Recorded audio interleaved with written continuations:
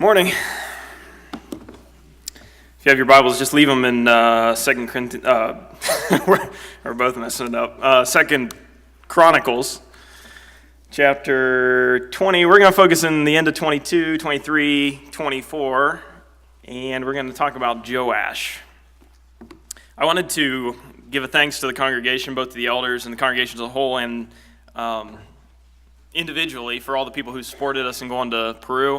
I'll give a missions report on that this evening, but I wanted to thank you. There are people who offered money, and after we'd raised the money, there were more people offering money, and so Megan and I are both grateful for that. And it was a little bit more of a unique experience down there than we've had before, but I think we got a lot of insight, and I think it was well worth our time going down there as far as just looking, seeing kind of the way that they did things and the tactics, strategies that they used, and I thought that it was a really effective week. So talk more about that tonight. But Joash, if you don't know the story of Joash, that's okay. I'll give you the quick rundown.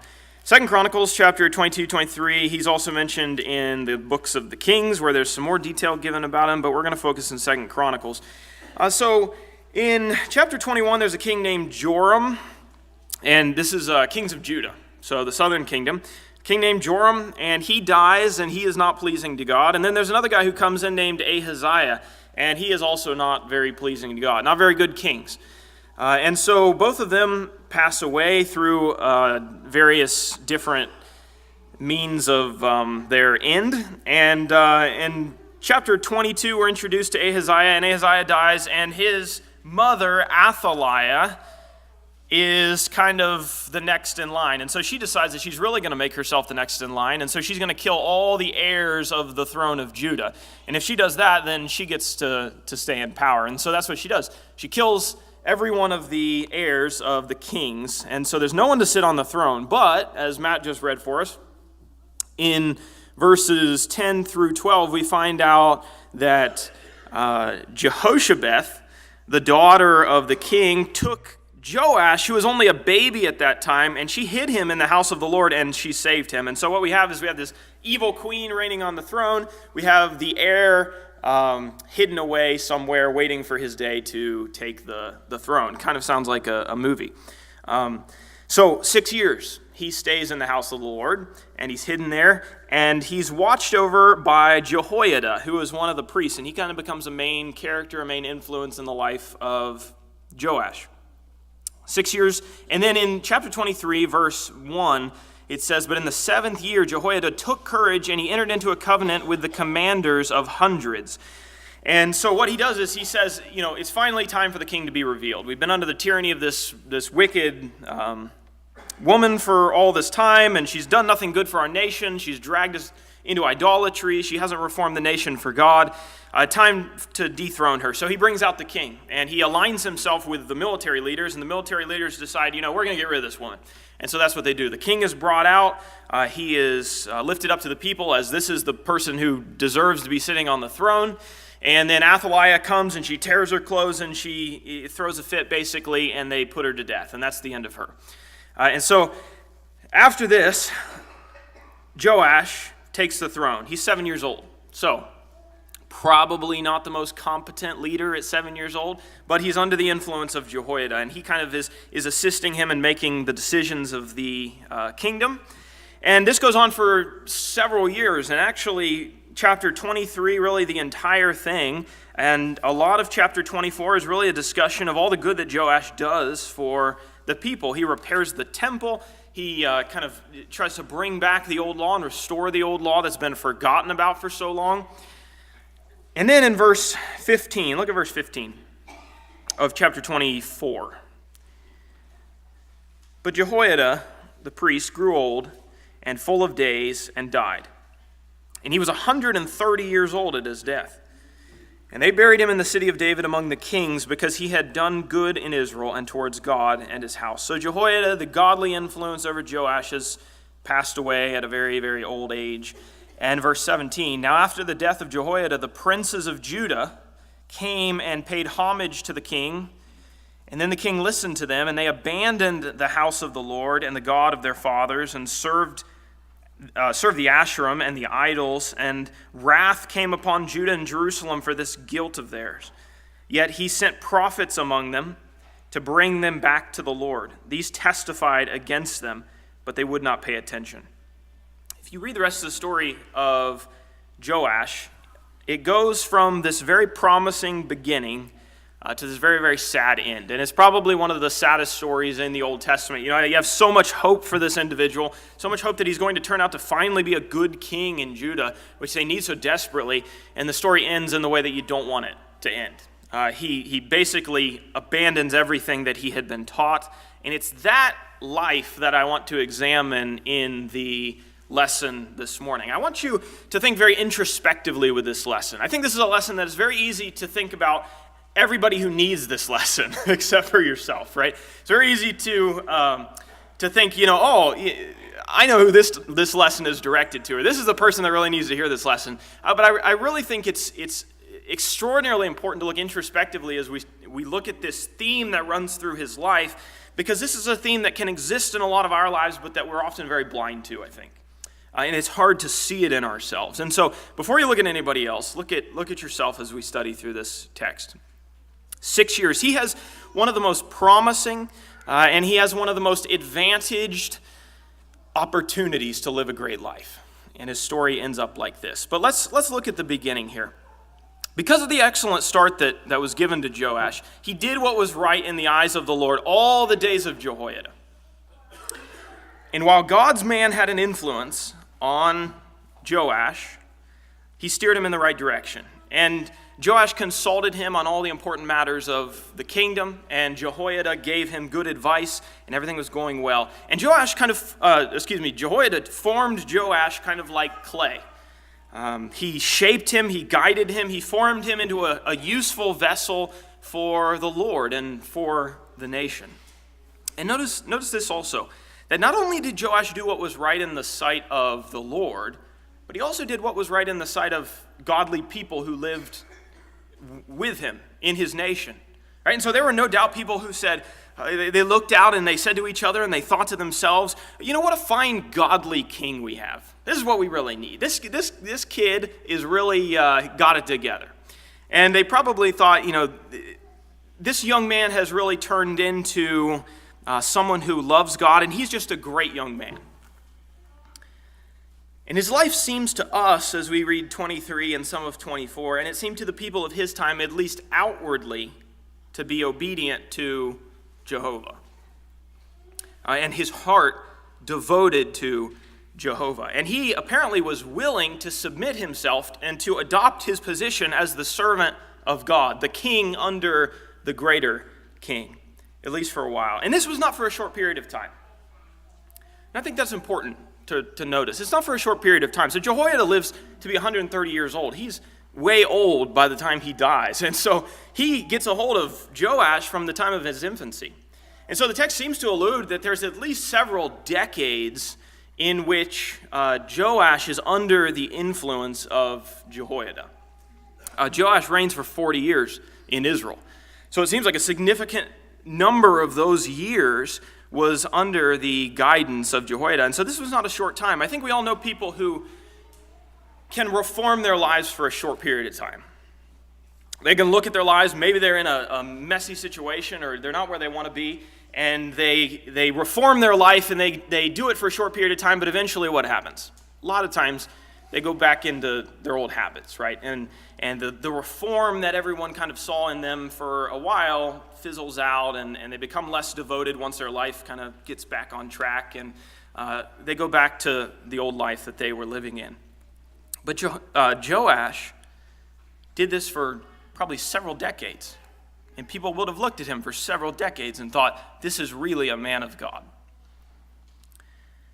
But what's sad, but what's interesting and worthy of observation here is that Joash buried all of his religion with Jehoiada. Joash buried all of his religion in Jehoiada's grave. And the images and the Baals that were torn down, the idols, were re-erected. And the Asherim and the things that had replaced the worship of the true Jehovah were brought back. And they abandoned the progress that they were making on the house of the Lord. They just totally stopped.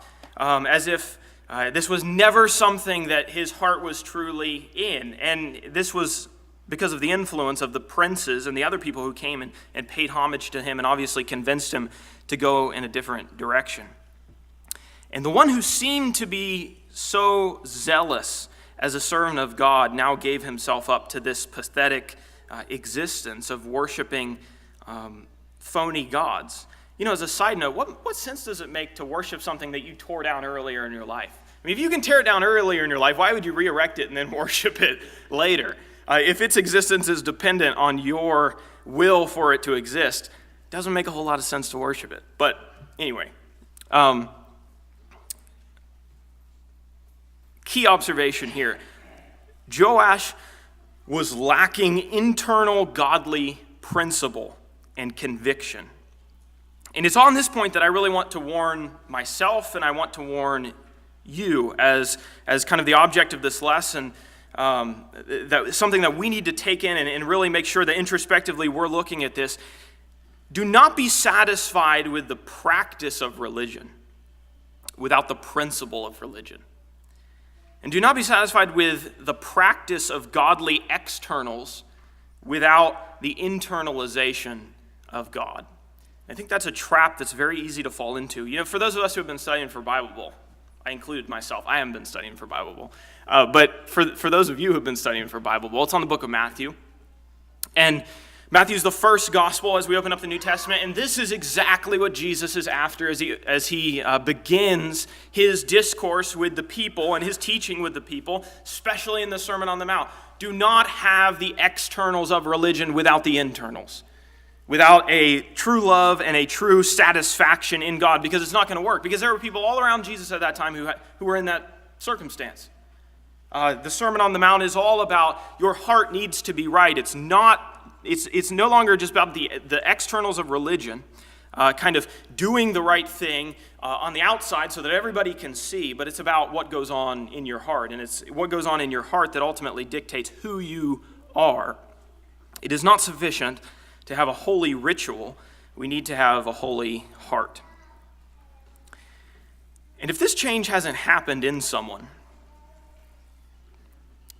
in a person who claims to love God, if this change hasn't happened, if there hasn't been any internal change, only an outward change, then just as they were quick to heed the advice of a godly parent or a godly mentor or someone who they looked up to in the church who led them to be religious, they will be just as quick to heed the advice of an evil companion who steers them in the wrong direction when their circumstances change.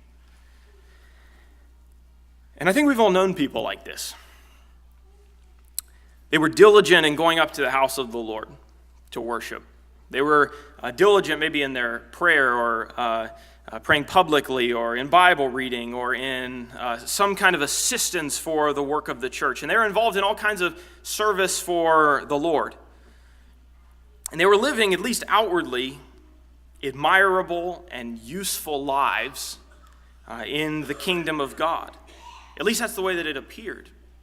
And then one day, something happened, and they were no longer interested, and they no longer come. Or maybe they went off into some kind of sin, and all this love that you thought that they had for God seems to evaporate in a moment of time. And that, you know, we can think of examples of people who did that not only in kind of the church nationwide, but I think even within this congregation, there are people who we look at and we say, how on earth did that happen?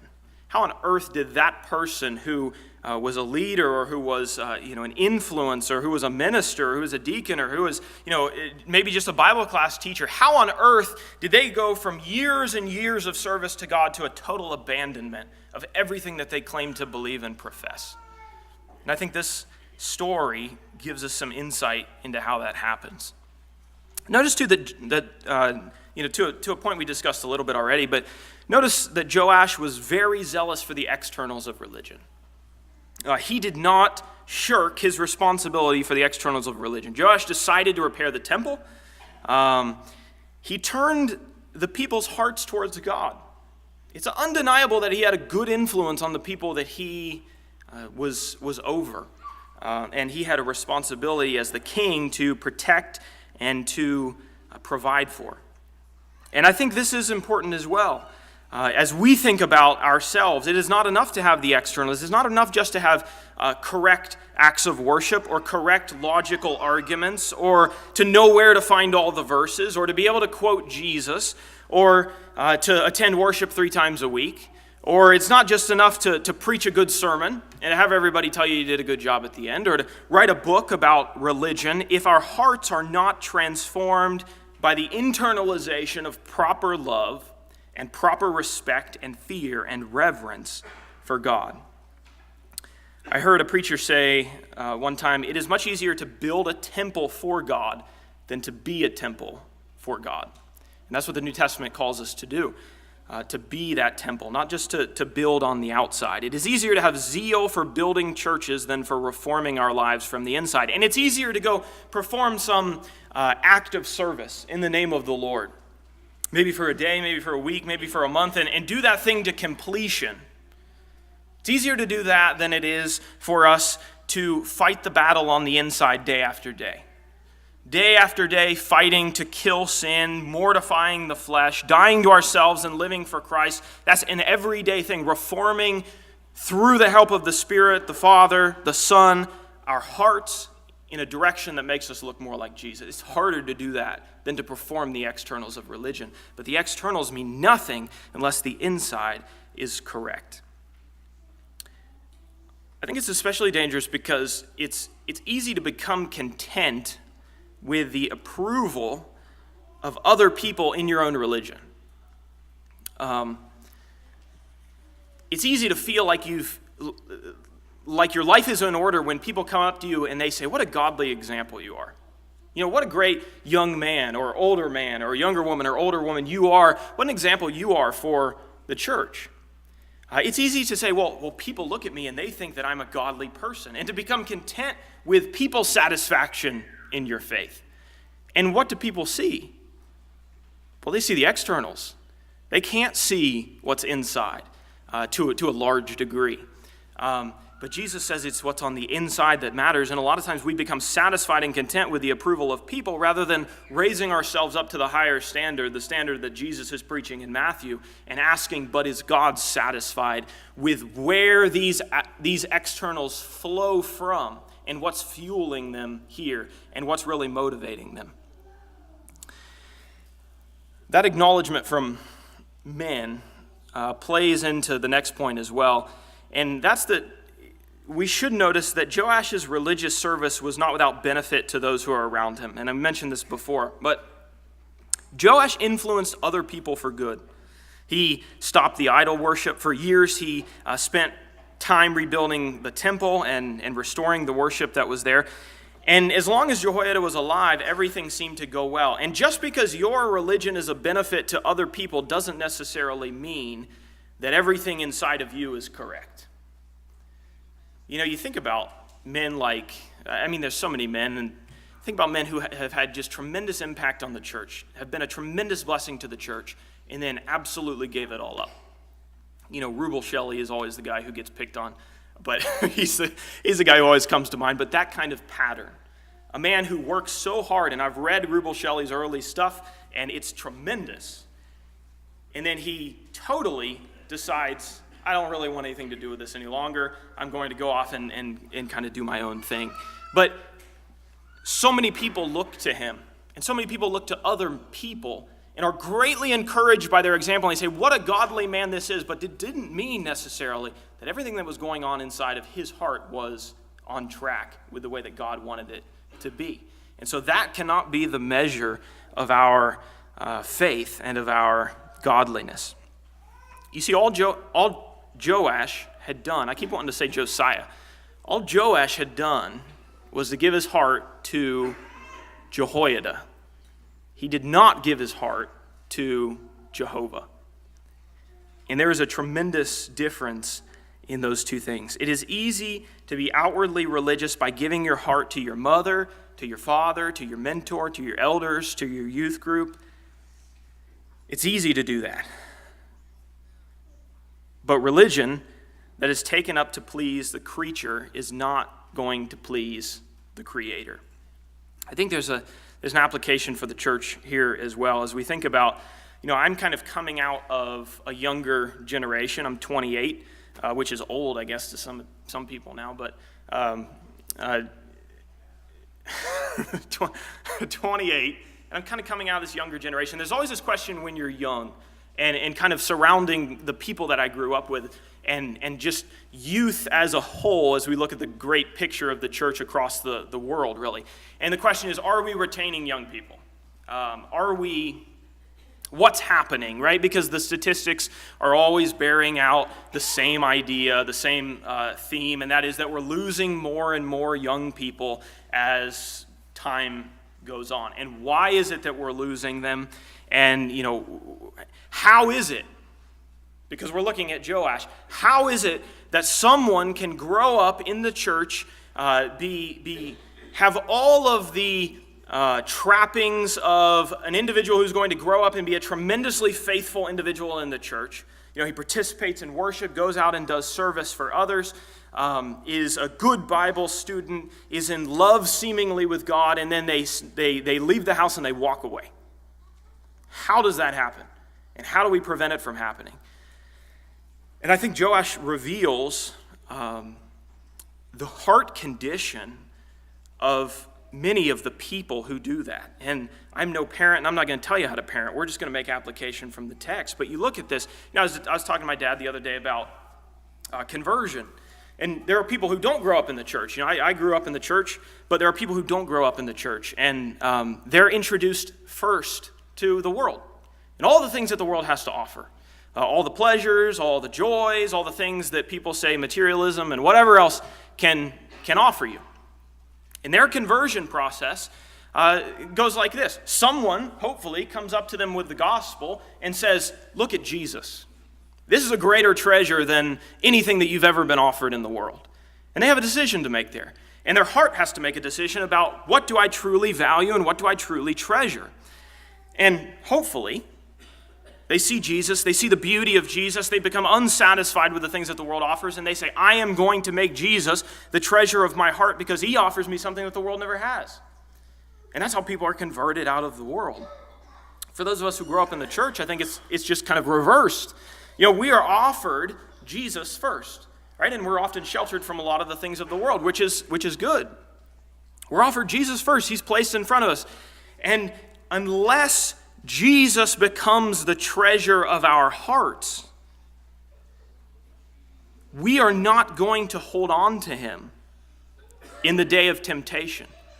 Because for us, it's often in our 20s, maybe in our 30s, where we're really introduced to the world. What does it have to offer? It's when we leave our parents' house or we go away to college or our circumstances change in some way. Maybe we get married. Maybe we have a new set of friends because all of our youth group moved away.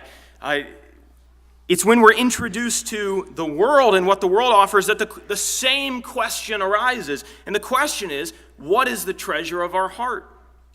What is it that we value? What is it that we see as beautiful? And if Christ is not beautiful to us, then we will walk away in the day of temptation.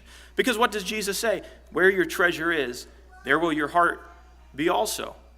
And if you look at the world, and Christ has not been internalized, and he has not been beautified in your heart, and you have external religion, but that external religion is based off of not love for Christ and treasuring of Christ, but based off of your love and respect for some loved one or some godly mentor, and your religion is nothing more than an extension of your love for your father or your mother or someone you know in the church who you don't want to let down, then you'll walk away from Christ when that individual is no longer in the picture.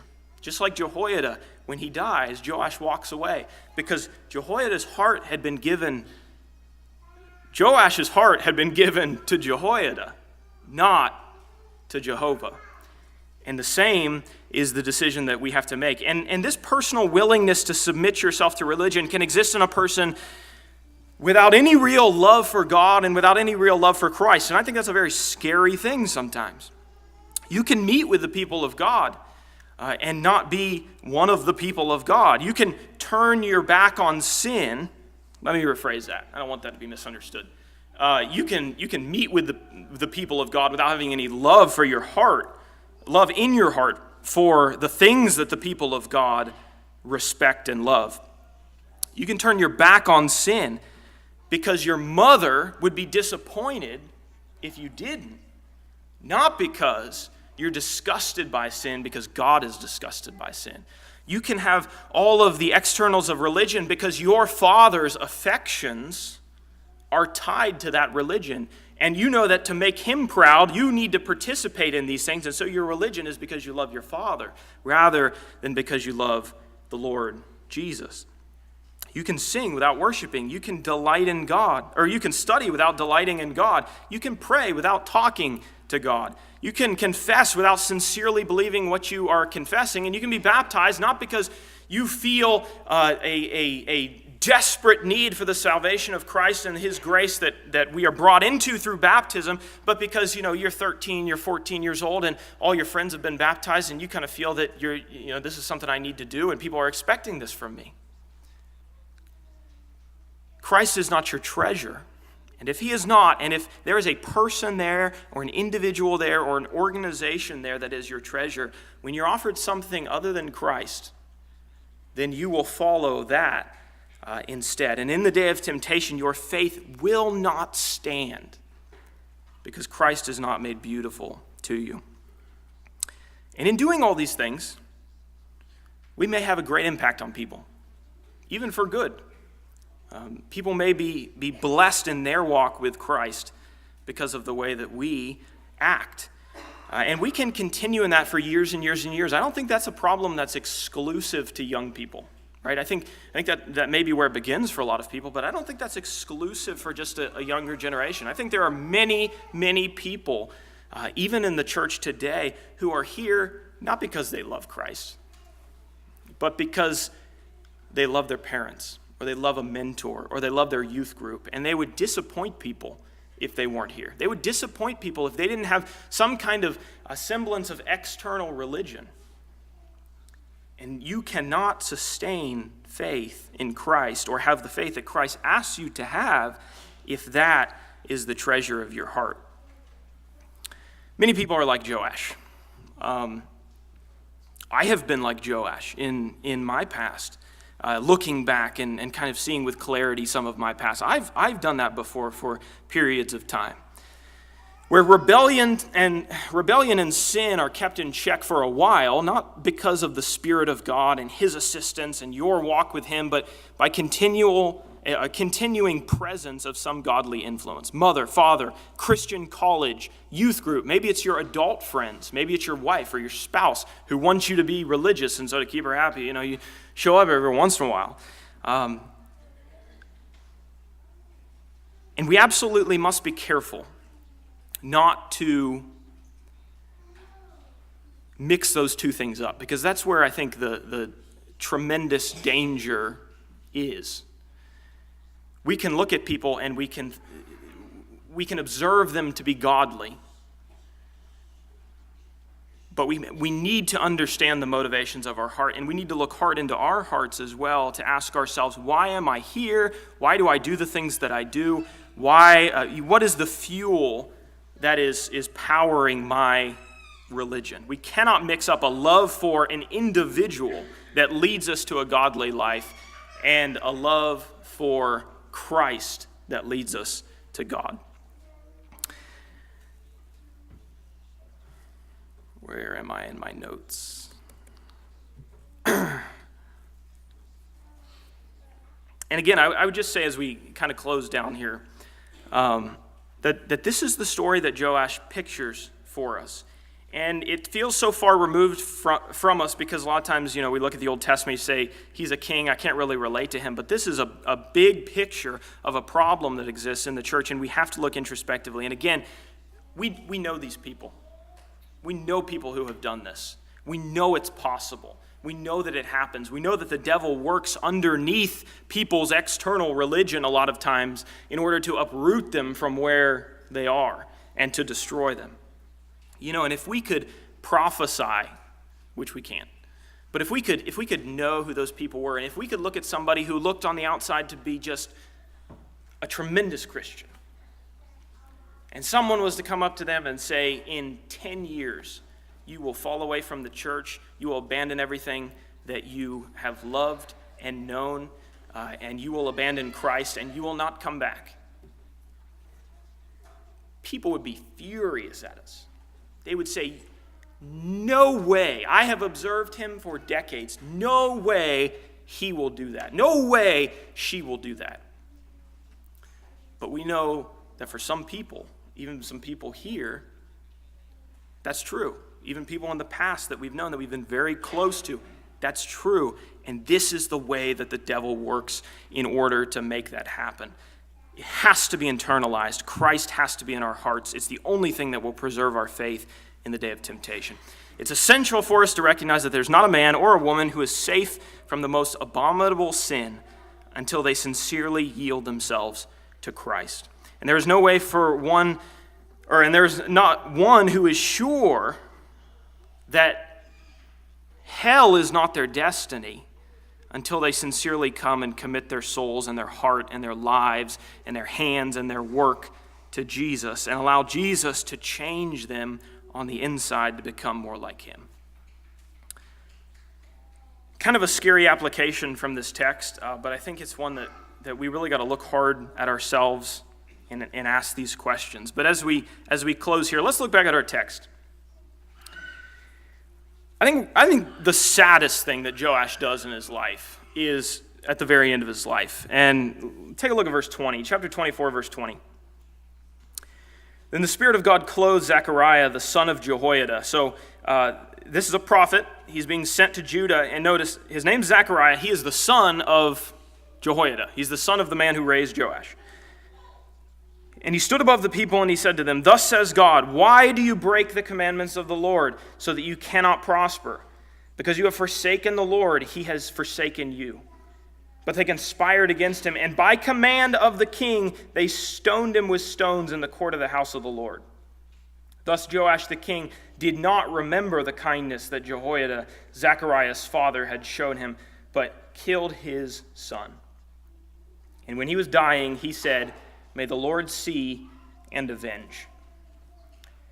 It's almost despicable that, someone could bring themselves to do this. And it's amazing how corrupt he had become by the end of his life that led him to kill the son of the man who had brought him up, who had saved his life earlier.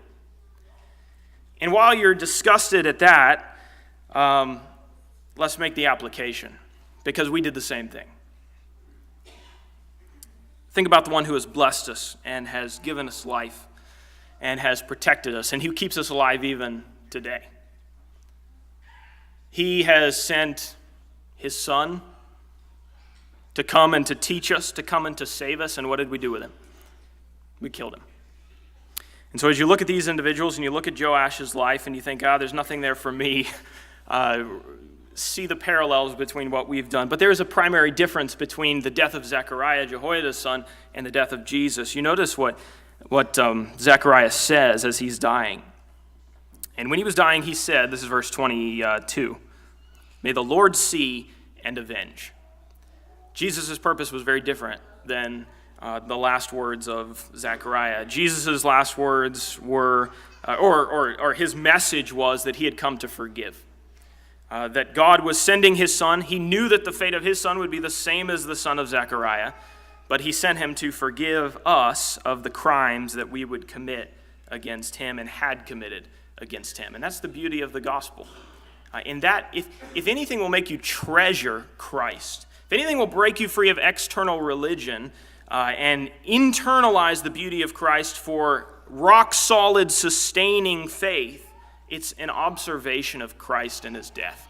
It's an observation of the compassion of Christ. As he takes the place of Zechariah, we kill him and he forgives us. So, if you need that grace and that mercy, and we all do, but if you have not been baptized into Christ already today, you have the opportunity to do that right now. If you've heard the word and you believe that it's true and you're willing to repent of your sins and confess genuinely that Christ is the Son of God, that he came to die, to save us, to bring grace and life to us, and you're willing to be baptized into him, paralleling his death, burial, and resurrection, you can do that this morning. Baptistry is behind us, and it's ready. Could be that you are a Christian who has not treasured Christ like you should. And maybe that's led you to live a life of the externals without the internals. Or maybe you have some other issue that you need the forgiveness and the grace of Christ for. He offers it freely to you this morning as we stand and sing.